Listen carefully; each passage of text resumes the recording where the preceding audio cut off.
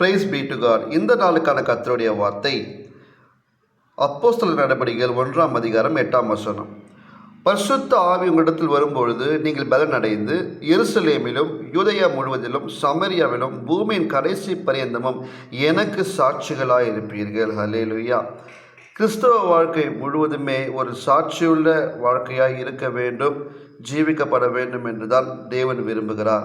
இன்றைக்கு நம்முடைய வாழ்க்கை எப்படிப்பட்ட வாழ்க்கையாக இருக்கிறது? நாம் சாட்சியுள்ள வாழ்க்கை வாழ்ந்து கொண்டிருக்கிறோமா என்பதை குறித்து தான் இன்றைய தினத்தில் நாம் பார்த்து ஜெபிக்க போகிறோம்.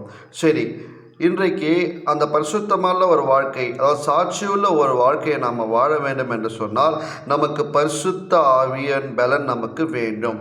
பரிசுத்த ஆவியின் பலத்தை நாம் எப்படி பெற்றுக்கொள்வது? என்றைக்கு நீங்கள் இயேசு கிறிஸ்துவை ஏற்றுக்கொள்கிறீர்களோ அன்றைக்கே கர்த்தர் நம்மை பரிசுத்த ஆவியால் முத்திரை போடப்பட்டிருக்கிறோம். அல்லேலூயா. என்றைக்கு உங்கள் இருதயத்தில் நீங்கள் இயேசு கிறிஸ்துவை சொந்த இரட்சகராக ஏற்றுக்கொண்டீங்களோ அன்றைக்கே பரிசுத்த ஆவியினால் முத்திரை போடப்பட்டீங்க. அந்த ஆவியானவர் நம்மளை சத்தியத்துக்குள்ள வழிநடத்துகிற தேவனாக இருக்கிறார். அது முதலாவதாக காரியம். இரண்டாவது ஒரு காரியம் என்னன்னா, பரிசுத்த ஆவியின் பலன் என்பது அபிஷேகத்தை குறிக்கிறது. இந்த அபிஷேகம் ஒரு மனுஷனுக்குள்ள வந்த பிறகு அவனுடைய வாழ்க்கை அப்படியே ஒரு அனலுள்ள ஒரு வாழ்க்கையாய், எழுப்புதலுள்ள ஒரு வாழ்க்கையாய், பயத்தை கலைத்து போட்டு கிறிஸ்துவுக்காக எழும்பி பிரகாசிக்கிற ஒரு வாழ்க்கையாய் இங்கே மாறுகிறது. இதற்கு உதாரணமாக யாரை சொல்லலாம் என்று பார்த்தீங்கன்னா, நாம் அப்போஸ்தலர்கள், அதாவது சீஷர்களை நம்ம உதாரணமாக எடுத்துக்கொள்ளலாம். என்றைக்கு இயேசுவானவர் அவர்களை அழைத்தாரோ, இப்போ உதாரணத்துக்கு பேதுருவை எடுத்துக்கொள்வோமானால், பேதுருவானவர் மீன் பிடிக்கிற தொழிலை செய்து கொண்டிருந்தார்.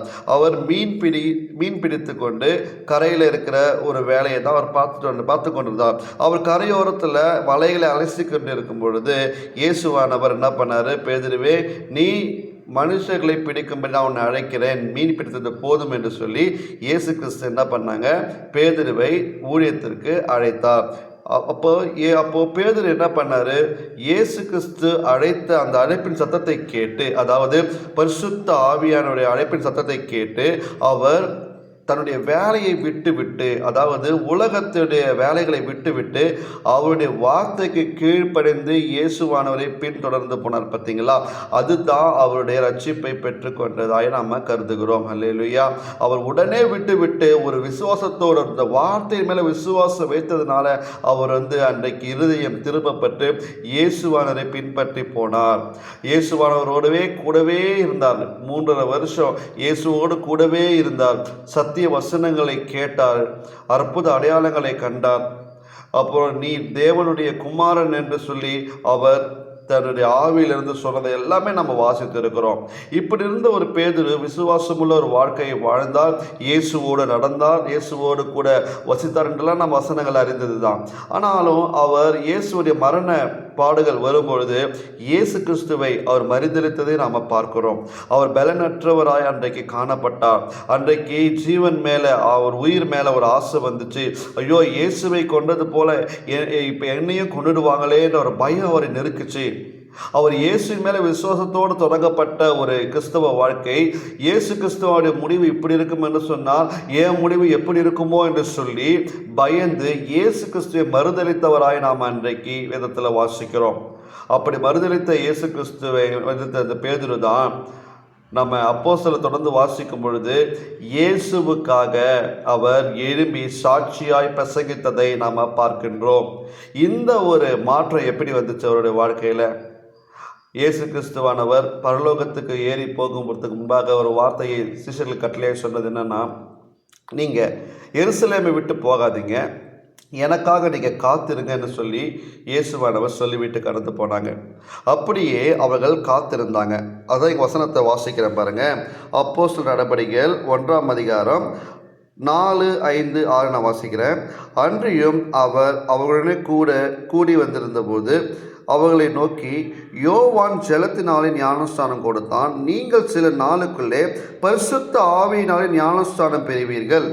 ஆகையால் நீங்கள் எருசலேமை விட்டு போகாமல் என்னிடத்தில் கேள்விப்பட்ட பிதாவின் வாக்குத்தத்தம் நிறைவேற காத்திருங்கள் என்று கட்டளையிட்டார்.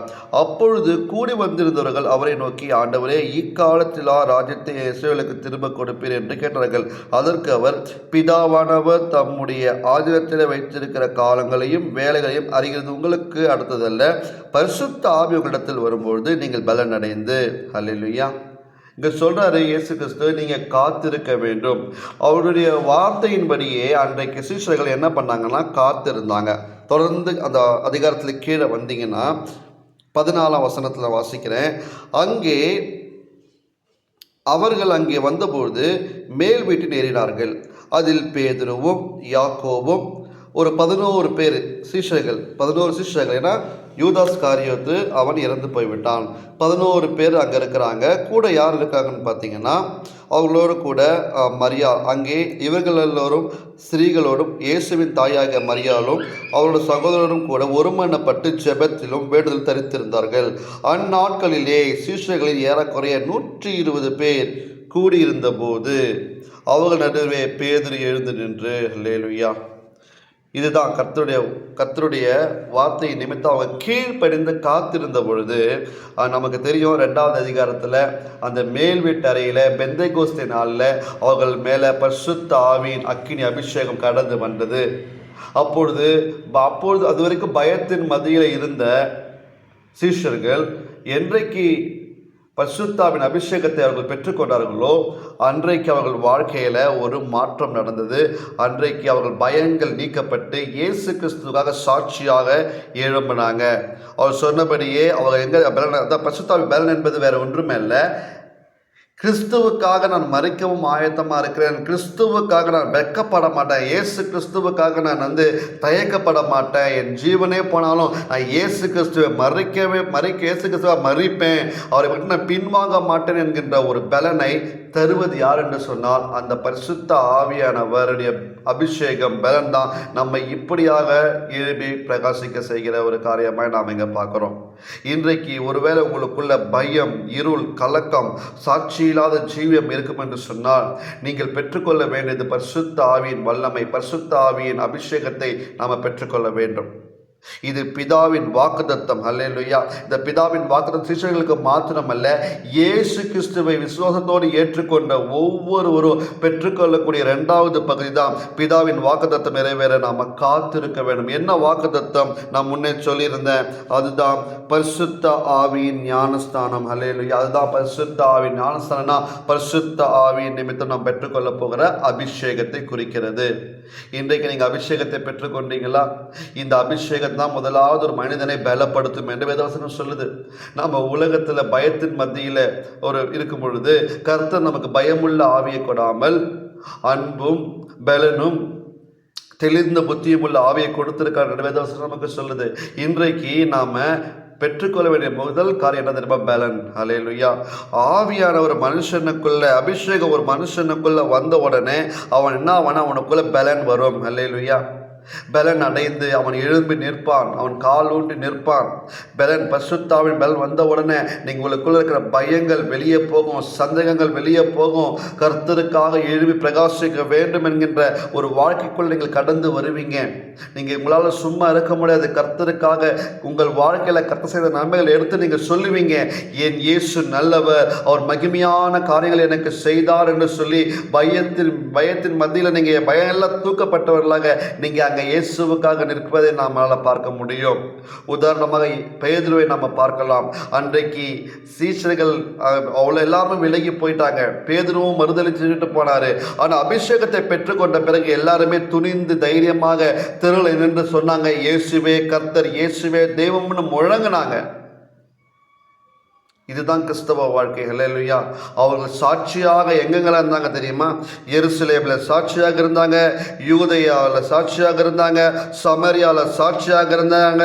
மாத்திரமல்ல, பூமியின் கடைசி பரியந்தமும் அவர்கள் சாட்சியாக இருந்தாங்க. அவளோட தோமா தான் நம்ம தேசத்துக்கு வந்தார். அவர் சாட்சியாக ஜீவித்து அவர் சாட்சியாகவே அவர் மரித்ததை நாம் பார்க்கிறோம். ஹல்லேலூயா. இன்றைக்கு நாம் ஒரு சாட்சியுள்ள வாழ்க்கையை வாழும்படித்தான் கர்த்தர் நம்மை அழைத்திருக்கிறாரு. கிறிஸ்தவ வாழ்க்கை என்பது ஒரு சாட்சியுள்ள வாழ்க்கையை நாம் வாழ வேண்டும். நம்ம வீட்டிலும் சாட்சியாக இருக்க வேண்டும், நம்ம ஊர்லேயும் நம்ம சாட்சியாக இருக்க வேண்டும். கிறிஸ்துவ வாழ்க்கை சாட்சியுள்ள வாழ்க்கையாக இருக்க நாம் அர்ப்பணிக்க வேண்டும். இன்றைக்கு இயேசு கிறிஸ்து உங்கள் வாழ்க்கையில் என்னென்ன நன்மைகள் செய்திருக்கிறார் எடுத்து சாட்சியாய் சொல்லுங்கள். நீங்கள் சொல்கிற சாட்சி நிமித்தம் தேவன் மகிமைப்படுவார். நம்ம வெறும் வார்த்தையால் மாத்திரம் சாட்சியாக இருக்கக்கூடாது. நம்ம முழு வாழ்க்கையும் நம்ம ஜீவியமே சாட்சியுள்ள ஜீவியமாக இருக்கப்பட வேண்டும். அல்லேலூயா. நம்ம சாட்சியுள்ள ஜீவியத்தை நாம் வாழ வேண்டும். கிறிஸ்துவுக்காக சாட்சியாக எழுப்பி பிரசங்கிக்க வேண்டும். கிறிஸ்துவுக்காக நம்ம பாடுகளை சகிக்க வேண்டும். கிறிஸ்துவுக்காக நாம் ஏதாவது ஒரு காரியத்தில் நாம் ஈடுபட வேண்டும். இயேசு கிறிஸ்து உயிரோடு இருக்கிறார், அவர் நம்மோடு கூட ஜீவிக்கிறார் என்கிற சிந்தனைகளாக நம்ம வாழ வேண்டும். யாருக்காக நான் இயேசுவை விட மாட்டேன், என் உயிரே போனாலும் இயேசு கிறிஸ்து நான் விட்டு பின்வாங்க மாட்டேன், நான் மறுதளிக்க மாட்டேன், அதுதான் கிறிஸ்தவ வாழ்க்கை. ஹல்லேலூயா. இந்த கடைசி நாட்களில் எவ்வளவு விதமான நெருக்கங்கள், பாடுகள், பலவீனங்கள், போராட்டங்கள் எது வந்தாலும் நான் இயேசு மீது நம்பிக்கை வைப்பேன். என் நம்பிக்கை ஒருபோதும் அசைக்கப்பட முடியாது. என் நம்பிக்கை ஒருபோதும் வீணாகாது, வீண் போகாது என்று சொல்லி அறிக்கை செய்யுங்க. நீங்கள் அறிக்கை செய்ய செய்ய அந்த அபிஷேகம் உங்களை நெருங்கி கிட்டு சேரும். ஹல்லேலூயா. இன்றைக்கு ஒப்பு கொடுப்போமா நம்ம எல்லாரும்? இன்றைக்கு ஆண்டவரே, அந்த பரிசுத்த ஆவியின் பலனை என் மேலே ஊற்றுங்கப்பான்னு நம்ம செபிக்க போகிறோம்.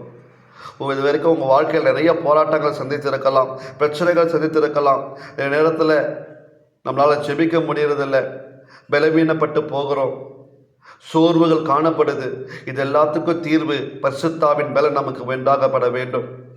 எழுந்து உற்சாகமாக பிரசங்கிக்க புறப்பட்டு போங்க. உங்கள் அழைப்பில் நீங்கள் மறுபடியும் எழும்பி போங்க. உங்கள் வீட்டில் நீங்கள் போகிற இடங்களில், உங்கள் வேலை செய்கிற இடங்களில் சாட்சிகளாக இருக்கப்பட வேண்டும் என்று சொன்னால் பரிசுத்த ஆவியின் பலன் நமக்கு தேவை. ஹல்லேலூயா. அந்த ஆவியானவருடைய பலனை நம்ம பெற்றுக்கொள்ளட்டும். அந்த ஆவியானவர் நம்மளை சகல சத்தியத்திற்குள்ளும் பரிசுத்தத்துக்குள்ளும் தேவ நீதிக்குள்ளும் வழிநடத்துவார் என்பதில் எந்த ஒரு சந்தேகமும் நமக்கு வேண்டவே வேண்டாம். அவர் ஜீவிக்கிற தேவனாக இருக்கிறார். அவர் கட்டாயம் தம்முடைய ஜீவனை தந்து நம்மளை பிழைக்கும்படி செய்வார். இன்றைக்கு இந்த செய்தியை நீங்கள் எப்படி வேணால் கேட்டுக்கொண்டு இருக்கலாம், பலவீனத்தோடு இருக்கலாம், போராட்டங்கள் மத்தியில் இருக்கலாம். உங்களுக்கு தேவை என்ன தெரியுமா? இந்த கடைசி நாட்களில் நமக்கு தேவை பரிசுத்த ஆவியின் பலன். அந்த பலனை தரதான் ஆவியானவர் காத்து கொண்டிருக்கிறார். காத்திருக்கிற யாவர் மேலும் பரிசுத்த ஆவியின் பலன் நம்ம மேல வந்து இறங்குவதை நம்மால் பார்க்க முடியும். கர்த்தருக்கு காத்திருக்கிற கழுகுகளைப் போல செட்டைகள் எடுத்து எழுப்புவார்கள் என்று சொல்லப்பட்டிருக்கு. இன்றைக்கு நாம் காத்திருக்க வேண்டும். மனிதர்களுக்காக காத்திருந்தது போதும். உலகத்தில் காத்திருந்த நாட்கள் முடிவுக்கு வரட்டும். தேவ ராஜ்யத்துக்காக காத்திருப்போம். இயேசுடைய வருகைக்காக காத்திருப்போம். பரிசுத்தாவின் பலத்தை பெற்றுக்கொள்வதற்காக காத்திருப்போம். அப்படி நம்ம காத்திருக்கும் பொழுது பலனை பெற்றுக்கொண்டு நம்ம சாட்சிகளாய் ஜீவிப்போம் என்பதில் எந்த ஒரு சந்தேகமும் நமக்கு இல்லை. ஹல்லேலூயா. தேவனே, இதோ இந்த வார்த்தைகளால் நாங்கள் ஒவ்வொருவரையும் நாங்கள் தேற்றுகிறோம். தேவனே, இன்றைக்கு எங்களுக்கு அந்த பரிசுத்த ஆவியின் பலன், உன்னத பலன் எங்கள் மேலே கடந்து வருவதாக இயேசுவின் நாமத்தினால பலவீன பகுதிகளெல்லாம் பலனாய் மாறட்டும் அப்பா. பலவீன உறுப்புகள் எல்லாம் பலனாய் மாறட்டும் ஆண்டவரே. என் முழங்கால்கள் எல்லாம் பலவீனப்பட்ட முழங்கால்கள், பலவீனப்பட்ட உறுப்புகள், தசைகள் எல்லாம் அப்பா பலன் அடையட்டும் இயேசுவின் நாமத்தினால. அப்பா தேவனே, செய்தியை கேட்டுக்கொடுக்கிற ஒவ்வொரு வாழ்க்கையிலும் பலவீனங்கள் எல்லாம் நீக்கி போடுங்க. ஆவியில் ஒரு பலன் உண்டாகட்டும் கர்த்தாவே. ஜெபிக்கிற ஒரு ஜீவியம், உமக்கு சாட்சியாய் வாழ்கிற ஒரு ஜீவியத்தை அவர்கள் வாழ கர்த்த கிருபை செய்வீராக. உங்களுடைய வல்லமையுள்ள கரத்திற்குள்ள அப்போ ஒப்பு கொடுக்கிறேன் தகப்பனே. நீர் வல்லமையாக எங்களை எடுத்து பயன்படுத்தும். இந்த கடைசி காலத்தில் ஆவியானவரே, எங்களை பலவீனங்களை எல்லாம் நீக்கி போட்டு உடைய பலத்தலங்கள் இடைக்கட்டி எங்களை பாதுகாத்து ரட்சிக்கும்படியாக நாங்கள் ஜெபிக்கிறோம். எங்கள் சோர்வுகள் எல்லாம் அகற்றி போடுவீராக அப்பா. உம்முடைய கருத்தில் எங்களை ஒப்புக் கொடுக்கிறோம் அப்பா. நாங்கள் காத்திருந்து பலனை பெற்றுக்கொண்டு உமக்கு சாட்சிகளாய் நாங்கள் ஜீவிக்க கர்த்தர் கிருபை செய்ய வேண்டும் என்று நாங்கள் ஜெபத்தை எடுக்கிறோம். கர்த்தர் தாமே எங்களை பலப்படுத்தி எங்களை நிலைநிறுத்த வரை கிருபைகளுக்காக உம்மை ஸ்தோத்திரிக்கிறோம், நன்றி செலுத்துகிறோம். எல்லா புத்திக்கு மேலான தேவ சமாதானம் எங்கள் உள்ளத்திலும் எங்கள் இல்லத்திலும் இயேசு கிறிஸ்துவின் நாமத்தில் இருக்க வேண்டும் என்று நாங்கள் ஜெபிக்கிறோம். கர்த்தாவே, தொடர்ந்து பொறுப்பெடுத்துக் கொள்ளும். இந்த ஜெபத்தை இயேசு கிறிஸ்துவின் வல்லமையுள்ள நாமத்தில் எடுக்கிறோம் எங்கள் ஜீவனுள்ள பிதாவே. ஆமேன், ஆமேன், ஆமேன்.